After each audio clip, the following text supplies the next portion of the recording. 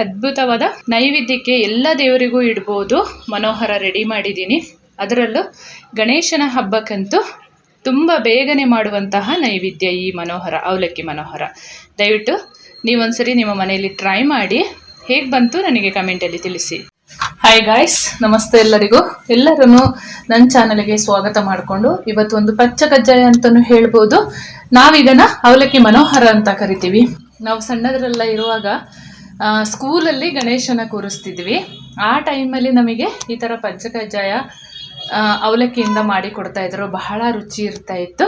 So ನಾನು ಇವತ್ತು ಅದನ್ನೇ ಮಾಡಿ ತೋರಿಸ್ತಾ ಇದ್ದೀನಿ. ನಾನು ಪ್ರಸಾದಕ್ಕೆ ಏನು ಮಾಡ್ತೀನಿ ಅಂತ, ಏನೇನು ಇಂಗ್ರೀಡಿಯೆಂಟ್ಸ್ ಇದೆ ನೋಡ್ಕೊಂಬರೋಣ. ಬಹಳ ಕಡಿಮೆ ಸಮಯದಲ್ಲಿ ಕಡಿಮೆ ಇಂಗ್ರೀಡಿಯೆಂಟ್ಸ್ ಸಾಕು. ನಾನಿಲ್ಲಿ ಅರ್ಧ ಕೆಜಿಯಷ್ಟು ತೆಳು ಅವಲಕ್ಕಿ, ಕ್ಲೀನ್ ಅವಲಕ್ಕಿನ ತೊಗೊಂಡಿಟ್ಕೊಂಡಿದ್ದೀನಿ. ಒಂದು ಅರ್ಧ ತೆಂಗಿನಕಾಯಿ ತುರಿಯನ್ನು, ಫ್ರೆಶ್ ತೆಂಗಿನಕಾಯಿ ತುರಿಯನ್ನು ತೊಗೊಂಡಿದ್ದೀನಿ. ಒಂದು 5 ಚಮಚದಷ್ಟು ತುಪ್ಪ ತೊಗೊಂಡಿದ್ದೀನಿ. ನಾನು ಇಲ್ಲಿ ಬೆಲ್ಲ ಪೌಡ್ರನ್ನು ತೊಗೊಂಡಿದ್ದೀನಿ, ಆರ್ಗ್ಯಾನಿಕ್ ಬೆಲ್ಲ ಪೌಡ್ರನ್ನು. ಇದು ಒಂದು 400 ಗ್ರಾಮ್ ಅಷ್ಟು ತೊಗೊಂಡಿದ್ದೀನಿ. ಈ ಅರ್ಧ ಕೆಜಿ ಅವಲಕ್ಕಿ ಮತ್ತು ಕಾಯಿ ತುರಿಗೆಲ್ಲ ಹಾಕುವಾಗ ಅದು ಸಿಹಿ ಸರಿ ಹೋಗುತ್ತೆ.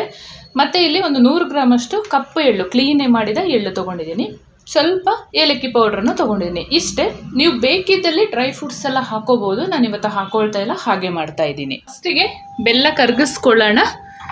ಬೆಲ್ಲ ಕರಗಿಸಿ ಆಮೇಲೆ ಸೋದಿಸ್ಕೊಂಡು ಹಾಕೊಳ್ಳೋಣ.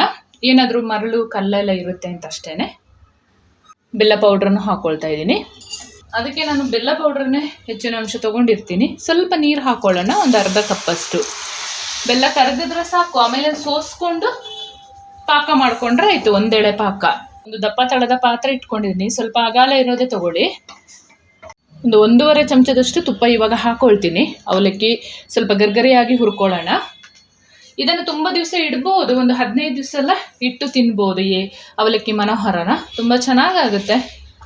ನೀವು ಯಾವ ಹಬ್ಬದಲ್ಲಿ ಬೇಕಾದರೆ ನೈವೇದ್ಯಕ್ಕೆಲ್ಲ ಇದನ್ನು ಬಳಸಿದರೆ ತುಂಬ ಒಳ್ಳೆಯದಾಗುತ್ತೆ. ಸ್ವಲ್ಪ ಕರಗಿದ ಹಾಗೆಯೇ ಅವಲಕ್ಕಿ ಹಾಕ್ಕೊಂಡು ಫ್ರೈ ಮಾಡ್ಕೊಳ್ಳೋಣ. ಸ್ವಲ್ಪ ಕಡಕ್ಕಾಗಿ ಮಾಡ್ಕೋಬೇಕು. ಉರಿ ಕಡಿಮೆ ಮಾಡ್ಕೊಳ್ಳೋಣ. ಈ ಥರ ಚೆಂದ ಹುರ್ಕೋಬೇಕು ಕಡಕ್ಕಾಗಿ. ಮುಟ್ಟಿದರೆ ಈ ಥರ ಸ್ವಲ್ಪ ಈ ಥರ ಚೂರಾಗಬೇಕು ನೋಡಿ. ಇದು ರೆಡಿ ಆಗಿದೆ. ಇದನ್ನು ಇವಾಗ ಒಂದು ಸೈಡಿಗೆ ಇಟ್ಕೊಳ್ಳೋಣ. ಎಳ್ಳು ಮತ್ತು ಕಾಯಿ ತುರಿ ಎಲ್ಲ ಹುರ್ಕೋಬೇಕು. ಅವಲಕ್ಕಿ ಹುರಿದಾಗೋಷ್ಟರಲ್ಲಿ ಬೆಲ್ಲ ಕೂಡ ನೀಟಾಗಿ ಕರಗಿದೆ. ಇವಾಗ ಎಳ್ಳನ್ನು ಹಾಕಿ ಹುರ್ಕೊಳ್ಳೋಣ ಸೇಮ್ ಪಾತ್ರೆಗೆ. ಎಳ್ಳು ಹುರಿದು ಹಾಕಿದರೆ ಅದರ ರುಚಿನೇ ಚೆನ್ನಾಗಿರುತ್ತೆ ತುಂಬ.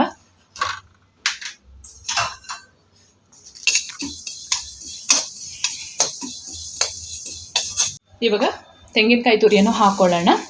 ತೆಂಗಿನಕಾಯಿನ ಯಾವತ್ತು ಫ್ರೆಶ್ ತೆಂಗಿನಕಾಯಿನೇ ಹಾಕೋಬೇಕು, ಚೆನ್ನಾಗಾಗುತ್ತೆ.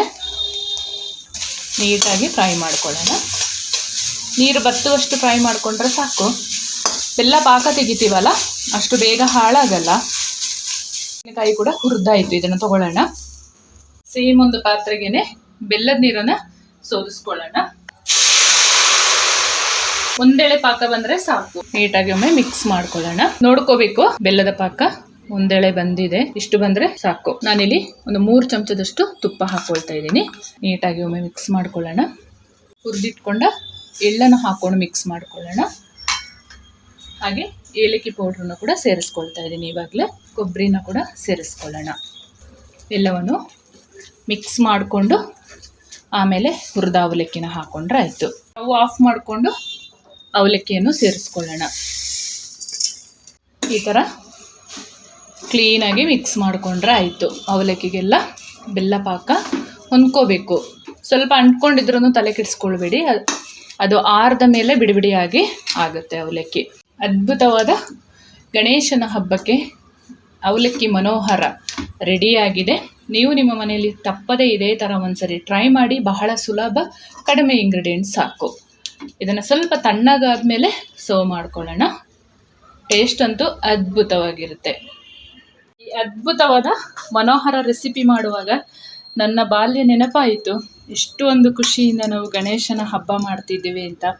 ನಮಗೆ ಕೈಯಲ್ಲಿ ಎಲ್ಲ ಬಾಳೆ ಎಲೆಯಲ್ಲಿ ಈ ಅವಲಕ್ಕಿ ಮನೋಹರ ಮಾಡಿ ನಮಗೆ ನೈವೇದ್ಯ ಮಾಡಿದ ಮೇಲೆ ನಮಗೆ ಕೊಡ್ತಾಯಿದ್ರು.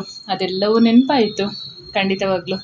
ನೋಡಿ ಎಷ್ಟು ಬಿಡಿಬಿಡಿಯಾಗಿ ಚೆನ್ನಾಗಾಗಿದೆ ತಣ್ಣಗಾದ ಮೇಲೆ ಅಂತ. ತಪ್ಪದೆ ನೀವು ಒಂದ್ಸರಿ ಟ್ರೈ ಮಾಡಲೇಬೇಕು. ಇನ್ನೇನು ನಾಳೆಲ್ಲ ನಾಡಿದ್ದು ಗಣೇಶ ಹಬ್ಬ ಬರ್ತಾ ಇದೆ.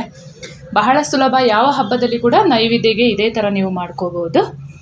ಹಾಗೆ ನನ್ನ ಚಾನಲ್ನ ಯಾರೆಲ್ಲ ಹೊಸಬ್ರು ನೋಡ್ತಿದ್ರೆ ಪ್ಲೀಸ್ ಸಬ್ಸ್ಕ್ರೈಬ್ ಮಾಡ್ಕೊಂಡು ನೋಡಿ. ಹಾಗೆ ಹೆಚ್ಚು ಹೆಚ್ಚು ಶೇರ್ ಮಾಡಿ ನಿಮ್ಮ ಫ್ರೆಂಡ್ಸ್ ಆ್ಯಂಡ್ ಫ್ಯಾಮಿಲಿಗೆ.